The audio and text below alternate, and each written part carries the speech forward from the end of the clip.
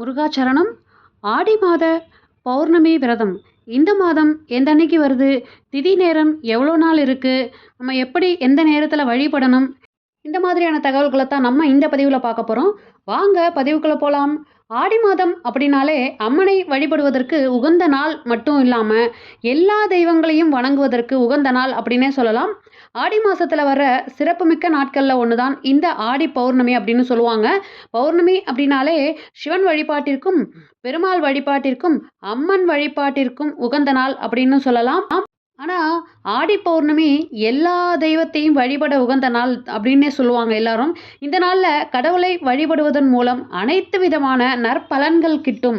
அதனால் இந்த ஆண்டு ஆடி பௌர்ணமி 2026 தேதி நேரம் மற்றும் நம்ம வழிபட நேரத்தையும் நம்ம இப்போ பார்த்துடலாம் வாங்க.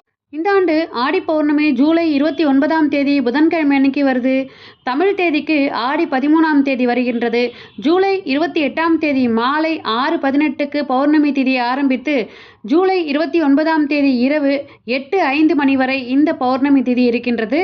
ஜூலை 28ஆம் தேதி மாலையே பௌர்ணமி திதி ஆரம்பித்தாலும் சூரிய உதய நேரத்தில் என்ன திதி இருக்கின்றதோ அதுவே அன்றைய நாளுக்கான திதி அப்படிங்கிறதால ஜூலை 29ஆம் தேதியே ஆடி பௌர்ணமியாக நம்ம எடுத்துக்கிறோம்.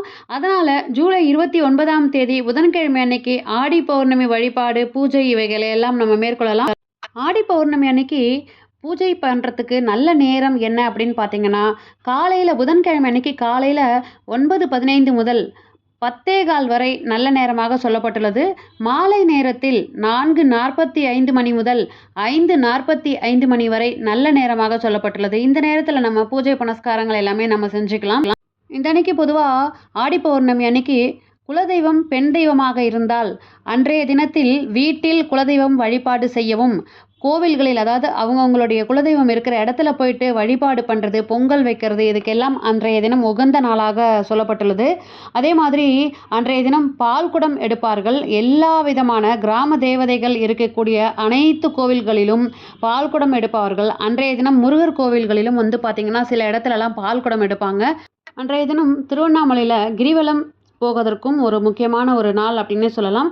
திருவண்ணாமலையில் கிரிவலம் செல்வதற்கு உகந்த நேரமாகவும் இந்த நேரத்தை சொல்லியிருக்காங்க.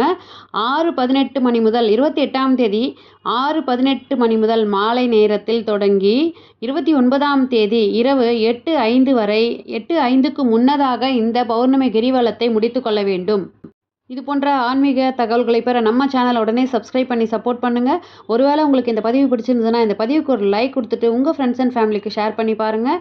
மீண்டும் அடுத்த பதிவில் சந்திக்கிறேன். நன்றி, வணக்கம்.